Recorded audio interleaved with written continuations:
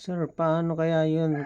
Connect po yung payroll ko sa salon ko ngayon. Natapos ako huling kaltas noong December 5. Tapos December 8 lang nag-reflect na nabawasan. Tapos nung December 9, nung chinek ko wala pang offer.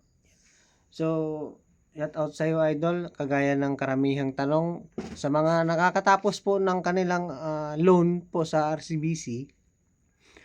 Kapag po after 3 days po, bago po yung kaltas, ay doon pa lang po magre-reflect yung payment nyo after 3 days. So, kung chinek nyo po siya after 3 days, tapos na yung loan nyo at wala pa pong lumalabas na offer, kailangan nyo pong tumawag po sa RCBC Credit Loan Service po para po ma-check kung meron pa po kayong naiwang balance na kahit sentabo po ay kailangan pong ma-zero balance po yun.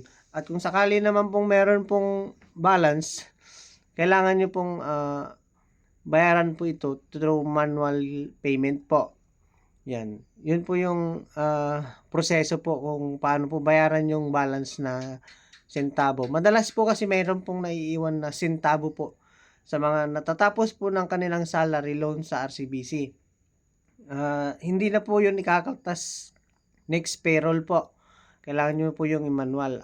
Pag na-manual payment nyo na po siya, after 3 days po, 2 to 3 days din po, bago mag-reflect yung payment mo, doon mo po ma-check kung mayroon pong lilitaw na offer sa'yo. At kung sakali pong wala naman pong offer, ay wala na po tayong magagawa dyan. Kasi si RCBC na po yung may hawak po kasi ng kung paano po lalagyan ng offer yung inyong loan.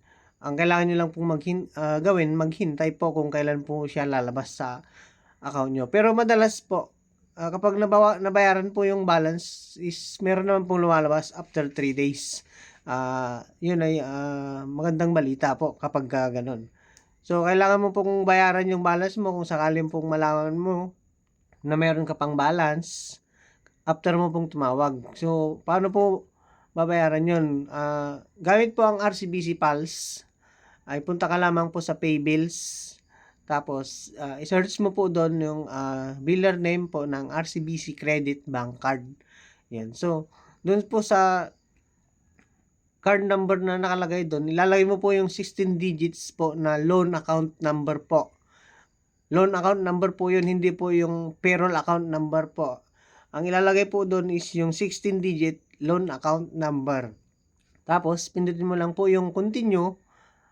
Tapos, ilagay mo po yung amount kung magkano. Halimbawa po, ay meron pong nag-reflect na 0.66 centavos. Yan. Pwede mo na siyang gawing piso para, sure, para ma-sure mo siya. Then, yun. Pagkatapos mo po siyang bayaran, ay maghihintay ka lang din po ulit ng 2 to 3 days bago po siya mag-reflect sa system po ni RCBC. Yun. So, sana po nakatulong po itong video. Yan. Follow and share.